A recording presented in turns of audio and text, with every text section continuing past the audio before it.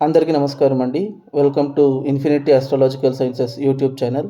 ఈరోజు మనము జాతకంలో మల్టిపుల్ మ్యారేజెస్ అనేది ఒక మనిషి జీవితంలో ఎలాంటి రోల్ ప్లే చేస్తుంది, అలాగే మల్టిపుల్ రిలేషన్షిప్స్కి ఎటువంటి ప్లానటరీ ఇన్ఫ్లుయెన్స్ అనేది ట్రిగర్ చేస్తుంది అనే ఒక విషయం గురించి తెలుసుకుందాము. అంటే కొంతమంది లైఫ్లో ఎలా జరుగుతుంది అని అంటే ఫస్ట్ వాళ్ళు ఒక రిలేషన్షిప్లో ఎంటర్ అయిన తర్వాత, లేదా వాళ్ళు ఫస్ట్ మ్యారేజ్ చేసుకున్న తర్వాత some way or the other వాళ్ళకు రిలేషన్షిప్ క్రైసిస్ అనేది మొదలవుతుంది. అంటే రిలేషన్షిప్‌లో రీజన్ ఏదైనా అవ్వనివ్వండి, ఒకరితో ఒకరికి మ్యూచువల్ డిసగ్రీమెంట్ అనేది స్టార్ట్ అవుతుంది. ఒకరితో ఒకరు కలిసి ఉండలేక some way or the other misunderstandings అనేది మొదలయ్యి, ఆ రిలేషన్షిప్ అనేది బ్రేక్ అయిపోతుంది. బ్రేక్ అయిన తర్వాత వీళ్ళు సపోజ్ ఇంకొక రిలేషన్షిప్‌లోకి ఎంటర్ అవుతారనుకోండి. అప్పుడు ఆ రిలేషన్షిప్ అనేది వాళ్ళకి యోగిస్తుందా? కొంతమంది జీవితాలు గనుక మనం చూసుకుంటే ఫస్ట్ ఫస్ట్ పెళ్లి ఫెయిల్ అయిపోయి మళ్ళీ సెకండ్ మ్యారేజ్ అనేది ప్రాస్పర్ అయిన వాళ్ళు ఎంతోమందున్నారు. ఐ మీన్ సెకండ్ రిలేషన్‌షిప్ అనేది కొనసాగిస్తూ జీవితంలో ఆనందంగా బతికిన వాళ్ళు ఎంతోమందున్నారు. అట్ ద సేమ్ టైమ్ 2 పెళ్ళిళ్ళు చేసుకొని 2 పెళ్ళిళ్ళు ఫెయిల్ అయ్యి, మూడో పెళ్లి కూడా ప్రాస్పర్ అయ్యేది కూడా చూస్తున్నాం మనం. సో, ఇక్కడ మ్యారేజ్ అనేది it is a vast concept అండి. అంటే మ్యారేజు ఫస్టు అవ్వడం అనేది కొంచెం డిలే ఉంటుంది కొందరికి. కొందరికి మ్యారేజు తొందరగా అయిపోతుంది. కొందరికి టైమ్‌లీ మ్యారేజ్ అవుతుంది. కొందరికి మ్యారేజ్ అయిన తర్వాత రిలేషన్‌షిప్‌లో ఇష్యూస్ వస్తాయి.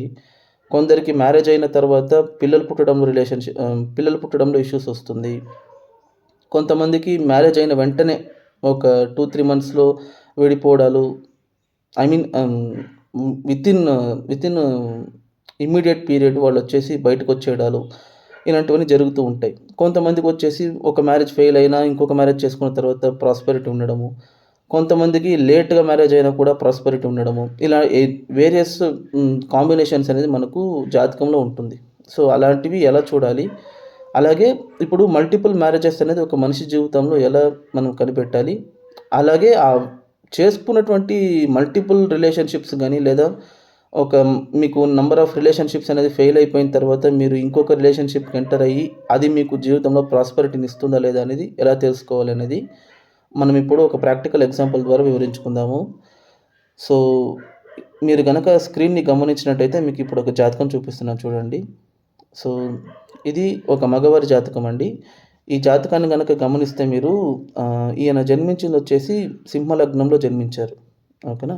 సో, మీరు గనక చూసుకుంటే లగ్నంలో గురువు, కుజుడు, శని, 6వ ఇంట్లో కేతువు, దశమ స్థానంలో చంద్రుడు, సూర్యుడు, లాభస్థానంలో వక్రించిన శుక్రుడు, బుధుడు, వ్యయస్థానంలో రాహువు ఉన్నారు. ఇక్కడ నేను శుక్రుడికి బ్రాకెట్స్ వేశానంటే దాని అర్థం వచ్చేసి ఆయన వక్రించి ఉన్నారనేసి. ఓకేనా? సో, అక్కడ వక్రించి ఉన్న శుక్రుడు ఉన్నారు 11 ఇంట్లో. ఇది ఆయన యొక్క గ్రహస్థితి. సో, ఇక్కడ మనం ఫస్ట్ కన్సిడర్ చేయాల్సినటువంటి పారామీటర్స్ ఏంటి అనంటే, సెవెంత్ లార్డ్ యొక్క కండిషన్ అనేది మోస్ట్ ఇంపార్టెంట్. అంటే ఏ రిలేషన్‌షిప్ అయినా తీసుకోండి. రిలేషన్‌షిప్ అనే ఒక విషయం గనుక మీరు తీసుకోవాల్సొస్తే it is seventh house. No matter it is what relationship. అది పబ్లిక్ రిలేషన్స్ అయినా అవ్వనివ్వండి, ఫ్రెండ్స్ అయినా అవ్వనివ్వండి, లవర్స్ అయినా అవ్వనివ్వండి, లేదా వర్క్ పార్ట్నర్సు, కొలీగ్సు ఎవరైనా అవ్వనివ్వండి. రిలేషన్‌షిప్ అనే విషయానికి మీరు గనక వస్తే you have to consider seventh house. అది ఓన్లీ భార్యాభర్తలు మాత్రమే కాదు. That is misconception. ఎవరితోనైనా మీ యొక్క రిలేషన్‌షిప్ అనేది ఎలా ఉంటుంది అనేది it is denoted by seventh house. Now ఆ సెవెంత్ హౌసు, సెవెంత్ లార్డ్ ఎలా ఉన్నారో ఫస్ట్ చూడాలి. ఇక్కడ అందరూ చేసే తప్పేంటి అనంటే, సెవెంత్ హౌస్ వచ్చేసి ఎంత బెనిఫిక్‌గా ఉంటే అంత మంచిదని చెప్పేస్తారు. అంటే సెవెంత్ హౌస్ వచ్చేసి ఎంత శుభత్వం పొందితే అంత మంచిదంటారు. కానీ యాక్చువల్‌గా సెవెంత్ హౌస్ వచ్చేసి ఎప్పుడూ ఏదో ఒక రకంగా పాపత్వం అనేది పొందుంటేనే మంచిదండి. ఫర్ ఎగ్జాంపుల్ ఇప్పుడు రిలేషన్‌షిప్‌లో ఇష్యూస్ ఉండే వాళ్ళ జాతకాలు గనక తీసుకుంటే మాక్సిమం ఒక అబోవ్ 50% సెవెంత్‌లో శుభగ్రహాలే ఉంటాయి. ఫర్ ఎగ్జాంపుల్ సెవెంత్‌లో గురువు గాని, శుక్రుడు గాని, చంద్రుడు గాని, బుధుడు గాని అలాంటి వాళ్ళే ఉంటారు. లేదా ఈవెన్ ఫంక్షనల్ బెనిఫిట్స్ కూడా అదే రోల్ ప్లే చేస్తుంది. ఫర్ ఎగ్జాంపుల్ సెవెంత్‌లో లగ్నాధిపతి, సెవెంత్‌లో ఫిఫ్త్, సెవెంత్‌లో నైన్త్, సెవెంత్‌లో యోగకారకుడు ఉండేది కూడా కొన్ని కొన్ని సార్లు మనకు మ్యారిటల్ ఇష్యూస్ తీసుకొచ్చిన కేసెస్ ఉన్నాయి. సో, ఇక్కడ మనం చూడాల్సిందొచ్చేసి ఎప్పుడైనా సరే త్రికోణాధిపతుల యొక్క ఇన్‌ఫ్లుయెన్స్ అనేది సెవెంత్ హౌస్ మీద గాని, సెవెంత్ లార్డ్ మీద గాని ఉండేటప్పుడు మీకు మ్యారిటల్ ఇష్యూస్ అనేది తీసుకొస్తారు వాళ్ళు. ఇక్కడ మ్యారిటల్ ఇష్యూస్ అంటే we cannot guarantee it like marital failure అవుతుందా? లేదా మ్యారేజ్ డిలే అవుతుందా? లేదా మ్యారేజ్ అవ్వకుంటూ ఉంటుందా? లేకపోతే మల్టిపుల్ మ్యారేజెస్ అవుతుందా? మ్యారేజ్ ఇష్యూస్ అనేది it may be anything. But issue will be there regarding marriage. That you can identify. అది ఎలా అంటే ఎప్పుడైనా సరే ఇక్కడ లగ్నాధిపతిని తీసేయండి మీరు. లగ్నాధిపతిని యూ షుడ్ నాట్ కన్సిడర్. ఎప్పుడైనా సరే త్రికోణాధిపతుల యొక్క ఇన్ఫ్లుయెన్స్ అనేది 7th హౌస్ మీద గానీ, 7th లార్డ్ మీద గానీ ఉండేటప్పుడు వాళ్ళకు some way or the other disagreement గానీ, లేదా రిలేషన్‌షిప్ ఇష్యూస్ గానీ వస్తుంది. సో, అది ఎలాగని ఇప్పుడు మనము ఈ జాతకంలో చూసుకుందాము. మీరు గనక చూసుకుంటే ఇప్పుడు ఈ జాతకాన్ని గమనించినట్టయితే ఇక్కడ చూసుకుంటే సింహ లగ్నానికి 7th లార్డ్ ఎవరవుతారు? శనీశ్వరుడు అవుతారు. సో, ఆయన ఎక్కడ ఉన్నారు? లగ్నంలో ఉన్నారు. ఓకే. Quite good. బాలేదు. మంచి మంచి కాంబినేషన్ అనుకోండి అది. ఎందుకంటే 7th లార్డ్ లగ్నంలో ఉంటే ఒక విధంగా రాజయోగమే. ఎందుకంటే 7th హౌస్ వచ్చేసి కేంద్రము, లగ్నం వచ్చేసి త్రికోణము. సో, ఒక కేంద్రాధిపతి త్రికోణంలో ఉంటే మంచిదే. సైమల్టేనియస్‌లీ 7th లార్డ్ వచ్చేసి 7th హౌస్‌ని చూస్తూ ఉంటారు కాబట్టి ఆయన యొక్క ఇన్‌ఫ్లూయెన్స్ ఆయన స్థానం మీదే పడితే అది ఇంకా బలపడుతుంది. అది మంచిదే. అలాంగ్ విత్ 7th లార్డ్ ఎవరున్నారు చూడండి అక్కడ గురువు ఉన్నారు. ఆయనతో పాటు కుజుడు కూడా ఉన్నారు. సో, గురువు చూస్తున్నారు, కుజుడు చూస్తున్నారు, శని చూస్తున్నారు 7th హౌస్‌ని. సో, ఫస్ట్ ఆఫ్ ఆల్ ఈ జాతకం చూసేటప్పుడు ఏమనిపిస్తుంది మీకు? 7థ్‌లో ఏ గ్రహము లేదు. 7th లార్డ్ గురువుతో కలిసి ఉన్నారు. 7th లార్డ్ లగ్నంలో ఉన్నారు. 7th లార్డ్ పూర్వ పుణ్యాధిపతితో కలిసి ఉన్నారు. 7th లార్డ్ భాగ్యాధిపతితో కలిసి ఉన్నారు. పూర్వ పుణ్యాధిపతి, భాగ్యాధిపతి ఇద్దరు 7th లార్డ్ ఇరువైపులా ఉన్నారు. శుభకర్తృ యోగంలో ఉన్నారు. లగ్నంలో ఉన్నారు. ఓకేనా. If you go on seeing positive points మీకు అన్నీ పాజిటివ్‌గానే అనిపిస్తుంది కానీ రియల్ లైఫ్‌లో ఈయనకు జరిగిన ఇన్సిడెంట్ ఏంటంటే ఈయనకు 3 పెళ్ళిళ్ళు జరిగాయి. 3 మ్యారేజెస్ జరిగింది ఈయనకు. అంటే దానికి రీజన్ చెప్తున్నాను నేను. ఎప్పుడైనా సరే 7th లార్డు శుభత్వం పొందడం కంటే పాపత్వం ఉంటేనే బెటర్ అండి.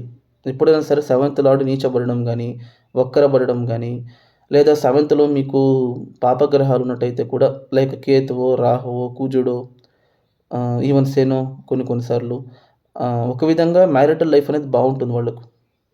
అది నేను ఇంకొక వీడియో చేస్తాను నేను దాని మీద. అంటే ఇప్పుడు నేను చెప్తున్నది వచ్చేసి ఎప్పుడైనా సరే ఫంక్షనల్ బెనిఫిట్స్ అనేది మీకు 7th లార్డ్‌ని అఫెక్ట్ చేసినట్టయితే some way or the other marital ఇష్యూస్‌ని తీసుకొస్తుంది. సో, ఈయనకు ఇన్ని మ్యారేజెస్ ఫెయిల్ అవ్వడానికి మళ్ళీ మల్టిపుల్ మ్యారేజెస్ చేసుకోవడానికి రీజన్ ఏంటి అనంటే సింహ లగ్నానికి వచ్చేసి గురువు 5th లార్డ్ అవుతారు. అలాగే కుజుడు 9th లార్డ్ అవుతారు. సో, చూడండి అక్కడ 7th లార్డ్ అయినటువంటి శనీశ్వరుడు 5th లార్డ్ అయినటువంటి గురువుతో కలిసి ఉన్నారు. అలాగే 7th లార్డ్ అయినటువంటి శనీశ్వరుడు 9th లార్డ్ అయినటువంటి కుజుడితో కలిసి ఉన్నారు. ఇక్కడ మీరు గమనించాల్సింది ఏంటంటే ఒక్క త్రికోణాధిపతితో కలిసి ఉంటేనే కొంచెం ప్రాబ్లమ్ అది. ఏది 7th అండ్ 5th కంజంక్షన్ గానీ, లేదా 7th అండ్ 9th కంజంక్షన్ గానీ ఉంటేనే ప్రాబ్లమ్ ఇక్కడ. కానీ 2 త్రికోణాధిపతులతో కలిసి ఉన్నారు చూడండి అక్కడ శనీశ్వరుడు. He is conjoining with 9th lord as well as 5th lord. So, అక్కడ 7th హౌస్ మీద కొంచెం మేల్ఫిక్ ఇన్‌ఫ్లుయెన్స్ అనేది పడిపోతుంది. ఒకటి. ఇంకొకటి అది ఏర్పడుతుంది కూడా లగ్నంలో ఏర్పడుతుంది కాంబినేషన్ అనేది. సో, లగ్నంలో ఏర్పడినప్పుడు ఈ కాంబినేషన్ ఏం చేస్తుంది అనంటే డైరెక్ట్‌గా 7th హౌస్‌ని యాస్పెక్ట్ చేస్తుంది. కంప్లీట్ ఈ 3 గ్రహాల యొక్క ప్రభావము 7వ స్థానం మీద వెళ్లి పడుతుంది. సో, అప్పుడు some way or the other relationship crisis అనేది వాళ్ళకు స్టార్ట్ అవుతుంది. ఇది ఈయన జాతకంలో ఎలా జరిగింది అని గనక మీరు చూసుకుంటే ఈయన జన్మించింది వచ్చేసి 1980లో జన్మించారు. సో, ఆయనకు సూర్యదశ 2 ఇయర్స్ బ్యాలెన్స్ ఉండేటప్పుడు ఆయన పుట్టారు. ఆ తర్వాత చంద్రదశ జరిగింది ఆయనకు. అది 1992 వరకు జరిగింది. సో, చంద్రదశ తర్వాత ఆయనకు కుజదశ జరిగింది. అది 1999 వరకు జరిగింది. సో, ఆయనకు కుజదశ అయ్యేటప్పటికి ఆయన ఏజ్ వచ్చేసి 19 ఇయర్స్. రాహుదశ స్టార్ట్ అయిన వెంటనే ఆయనకు పెళ్లి జరుగుతుంది. అంటే రాహుదశ ఆయనకు 1999లో స్టార్ట్ అయింది. 2001లో ఆయనకు ఫస్ట్ మ్యారేజ్ అవుతోంది. అంటే వెరీ ఎర్లీ మ్యారేజ్. చాలా ఎర్లీ మ్యారేజ్. 2001కే అవుతోందంటే ఆయనకు అప్పుడు ఏజ్ లెక్కేసుకోండి మీరు 21 ఇయర్స్ ఆయనకు. 21 ఇయర్స్‌కి ఆయనకు ఫస్ట్ మ్యారేజ్ అనేది అవుతుంది. వితిన్ 7 ఆర్ 8 మంత్స్‌లో వాళ్ళిద్దరూ విడిపోతున్నారు. అంటే మ్యారేజ్ అయిన 7 నెలలు లేదా 8 నెలలు కూడా వాళ్ళు కాపురం చేయలేదు. ఇమ్మీడియేట్ విడిపోయారు వాళ్ళు. ఎందుకు అని గనక చూసుకుంటే అక్కడ 7th లార్డ్, 5th లార్డ్ కంజంక్ట్ అయి ఉన్నారు.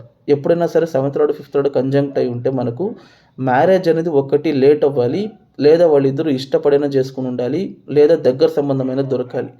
అంతేగాని ఫ్యామిలీలో ఫోర్స్ చేసి మ్యారేజ్ చేసేస్తే ఇలాగే అవుతుంది ఒకటి. సో ఫస్ట్ మ్యారేజ్ అనేది 2001లో ఆయనకు ఒక 21 ఇయర్స్ ఉండేటప్పుడు అయిపోతుంది. ఎర్లీ మ్యారేజ్ అయిపోతుంది.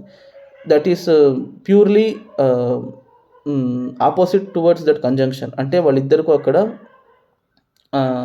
అది యాక్చువల్గా లేట్ మ్యారేజ్ ఇవ్వాలి. ఐ మీన్ పిల్లలు కొంచెం లేట్గా పుట్టాలి కంజంక్షన్ కనుక ఉంటే.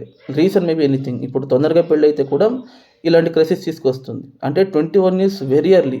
ఈవెన్ ఇప్పుడు 5th అండ్ 7th కంజంక్షన్ ఉండేటప్పుడు మీరు బిఫోర్ 25, బిఫోర్ 27 చేసుకుంటే కూడా ప్రాబ్లం వస్తుంది. సో అలాంటి ఆయన 21 ఇయర్స్లోనే చేసుకున్నారు. So you can imagine the consequences. అంటే చాలా ఎర్లీగా చేసుకున్నారు కాబట్టి ఆయనకు వితిన్ 6 to 8 monthsలో ఆయనకు డివోర్స్ అనేది వచ్చేసి, divorce in the sense separate అయిపోయారు వాళ్ళు.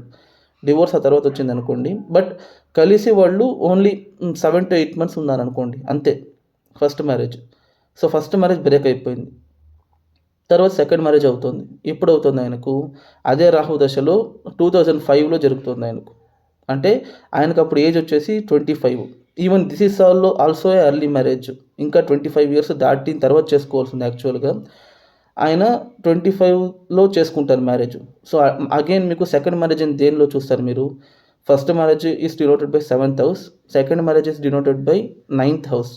సో 9th లార్డ్ కూడా 7thలో కంజంక్ట్ అయి ఉన్నారు చూడండి. అక్కడ భాగ్యాధిపతి సప్తమాధిపతితో కలిసి సప్తమ స్థానాన్ని చూస్తూ ఉన్నారు ఇద్దరు. భాగ్యాధిపతి సప్తమాన్ని చూస్తూ ఉన్నారు, సప్తమాధిపతి కూడా సప్తమాన్ని చూస్తూ ఉన్నారు. సో అక్కడ సెకండ్ మ్యారేజ్ కూడా వాళ్ళకు బ్రేకప్ అయిపోతుంది. అది కూడా ఒక 1 year, 1.5 year ఉండి బ్రేక్ అయిపోతుంది వాళ్ళకు. సో ఇక్కడ first marriage 7 to 8 months, second marriage 1 to 1.5 year అనుకోండి. సో 2 relationships బ్రేకప్ అయిపోతున్నాయి. ఎందుకు బ్రేకప్ అయిపోతున్నాయి అని అంటే, ఎప్పుడైనా సరే అండి 7th లార్డ్ కనుక త్రికోణాధిపతులతో కలిసి ఉన్నట్టయితే పెళ్ళి లేట్గా జరగాలి వాళ్ళకు. అది సప్తమాధిపతి త్రికోణాధిపతులతో కలిసి ఉంటేనే కాదు, ఈవెన్ త్రికోణాధిపతుల యొక్క ఇన్ఫ్లుయెన్స్ అనేది మీకు సప్తమంలో ఉంటే కూడా పెళ్ళి కొంచెం లేట్గా చేసుకుంటేనే better. For example 5th lord 7thలో ఉన్నారనుకోండి, పెళ్ళి లేట్గా చేసుకోవచ్చు. 9th లార్డ్ 7thలో ఉన్నారనుకోండి, పెళ్ళి లేట్గా చేసుకోవచ్చు. లేదా 7th లార్డ్ 5thలోనో, 7th లార్డ్ 9thలోనో, లేదా 5th and 7th లార్డ్ కలిసో, 5th and 9th లార్డ్ కలిసో ఉంటే కూడా పెళ్ళి ఎంత ఆలస్యంగా జరిగితే అంత మంచిది యాక్చువల్గా. ఇప్పుడు నేను చెప్పేది ఏంటంటే, ఇప్పుడు ఈ సర్కమ్స్టాన్సెస్ ఈయన జాతకంలో అవాయిడ్ చేసి ఉండొచ్చు ఈయన. ఐ మీన్ ఇవన్నీ జరగకుండా ఉండొచ్చు ఈయనకు, ప్రొవైడెడ్ ఆయన కొంచెం లేట్గా చేసుకొని ఉండాల్సింది. సో సెకండ్ మ్యారేజ్ కూడా ఆయనకు అక్కడ బ్రేకప్ అయిపోయింది. సో ఆయనకు ఇది వరకు పిల్లలు పుట్టలేదు ఆయనకు. యాక్చువల్గా రీజన్ ఏంటి అని అంటే, ఇప్పుడు ఆ అల్టిమేట్ రీజన్ ఏంటి అని అంటే, ఈ త్రికోణాధిపతులు సప్తమాధిపతి కంజంక్షన్ యొక్క రీజను పిల్లలు వాళ్ళకు లేట్గా పుట్టాలండి. అది రీజన్ ఏదైనా అవ్వనివ్వండి. కొన్నిసార్లు ఏం జరుగుతుందంటే, భార్యాభర్తలు విడిపోక ఉండొచ్చు కానీ వాళ్ళకు విపరీతమైన హెల్త్ సమస్యలు తీసుకొస్తారు. Like abortions, miscarriages. కొంతమంది లైఫ్ను కనుక గమనిస్తే 6 to 7 years వాళ్ళకు పిల్లలు జన్మించరు. ఇప్పుడు చూడండి, 5th lord 7th lord conjunction ఉండేవాళ్ళు మ్యాక్సిమం కొంతమందికి పిల్లలు అంత తొందరగా జన్మించరు. ఐ మీన్ వాళ్ళ లైఫ్లో, ఇప్పుడు భర్త లైఫ్లో ఒక 30 years దాటిన తర్వాతే వాళ్ళకి పిల్లలు జన్మిస్తారు. ఈవెన్ వాళ్ళు తొందరగా మ్యారేజ్ చేసుకున్నా సరే.